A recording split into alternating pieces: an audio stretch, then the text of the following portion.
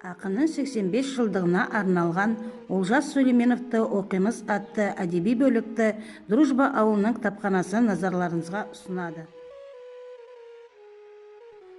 Александрова Дарья, ученица 6 класса, Олжас Сулейменов. Любая влага, влитая в кувшин. Любая влага, влитая в кувшин, спешит принять его литую форму, а слово, проникая в глубь души, ей сообщает собственную форму, тьму искажает образами ночи.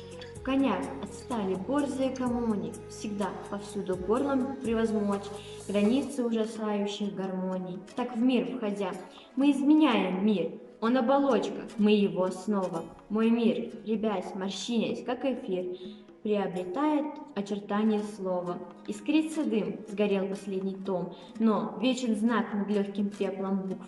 Над кошмами, над каменной плитой, изогнутый лекалом мысли звук. Ладушкина София, 5 класс.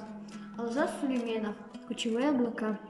Есть у меня особые слова. Они сидят, нахохлившись, как совы, в душе моей, в крови моей бессонной, и просится еще одна сова.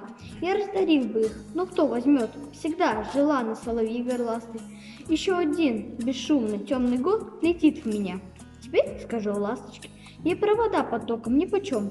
Летит она над красным кирпичом, над крышами Казанского вокзала. Спешит догнать, сказать, что не сказала. И унеслась, пронзая строй ладов и крылья, как раскинутые руки. На проводах сидят ее подруги, как много над вокзалом проводов. И будет мне дорога далека, и каждый полустанок, как казанский, развалины моих воздушных замков, напоминает эти облака.